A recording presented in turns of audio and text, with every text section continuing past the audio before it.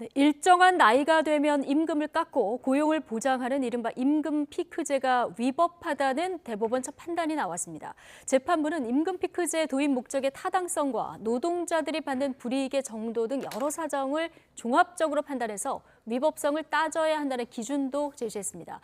자, 임금 피크제를 적용하고 있는 국내 다른 기업들에도 적지 않은 파장이 예상되는데요. 취재기자 연결해 보겠습니다. 한동호 기자.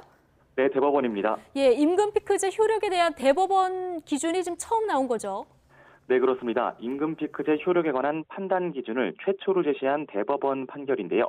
대법은 오늘 퇴직한 연구원 A씨가 한국전자기술연구원을 상대로 낸 임금 피크제 관련 소송에서 A씨 손을 들어준 원심을 확정했습니다.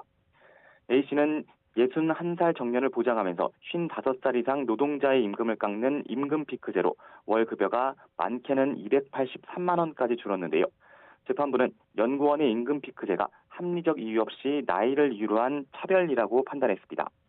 판단 기준으론 임금 피크제 도입 목적의 타당성과 노동자들이 받는 불이익의 정도, 임금 피크제로 감액된 돈이 제도 도입 목적을 위해 썼는지 등을 종합적으로 고려해야 한다는 건데요.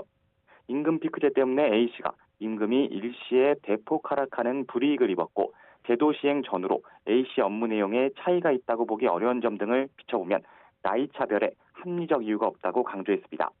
앞선 1, 2심 재판부 역시 55살 이상 직원들을 합리적 이유 없이 나이로 차별해 무효라며 A씨 손을 들어줬습니다.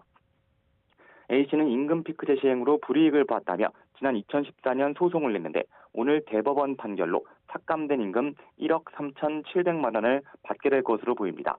다만 대법 측은 임금 피크제를 시행하고 있는 다른 기업의 경우 개별 사안별로 다르게 판단될 수 있다고 설명했는데요. 임금 피크제 도입 목적의 정당성과 필요성, 적정성 등에 따라 효력 인정 여부가 달라질 수 있다는 여지가 남아있다는 겁니다. 임금 피크제는 2000년대 들어 청년 일자리를 확대해 세대 상생을 촉진한다는 취지로 공공부문을 중심으로 도입됐는데요.